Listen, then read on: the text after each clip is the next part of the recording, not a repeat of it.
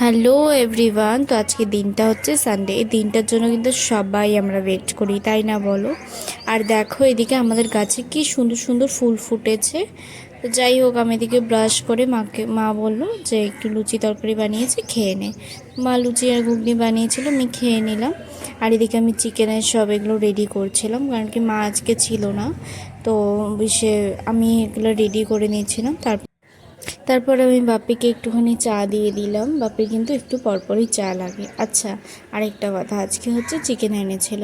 আচ্ছা, চিকেন কিন্তু আমি ধুতে পারি না, জানো তো, আমাকে বৌদিভাই ধুয়ে দেয়। দেখো, পারি না বলে এরকম কিছুই হয় না, তাই না? পারলে তো সব কিছুই পারা যায়। কিন্তু কি বলো তো, আমি তো একদিন চিকেন ধুয়েছিলাম, আমি 3-4 মাস ধরে খাইনি মাছ। একদিন জানো তো মাছ কেটেছিলাম আমি, তারপরে 3-4 দিন খাইনি। তো সেজন্য আমাকে মা ধুতেও দেয় না, আর বৌদিভাইও ধুতে দেয় না, বৌদিভাই ধয়। যাই হোক, সন্ধ্যাবেলা দাদাভাই সিঙ্গারা এনেছিল, বলেছিল সকালে যে মা ঘুগনিটা বানিয়েছে সেটা দিয়ে আমাকে একটু চাটের মতন বানিয়ে দিতে। তো তাই করলাম, আমাদের 3জনের জন্য তাই বানালাম। একটু দইও ছিল, দই দিয়ে একটু চাট মশলা দিয়ে পেঁয়াজ দিয়ে আমি একটু বানালাম। আর মা আর বাপি পরে খেয়েছে। আর এই তো কোল্ড ড্রিঙ্কস এনেছিল, ও মশালা কোল্ড ড্রিঙ্কস বানিয়েছে। তো আবার আসবো নেক্সট ব্লগে, ততক্ষণের জন্য বাই বাই।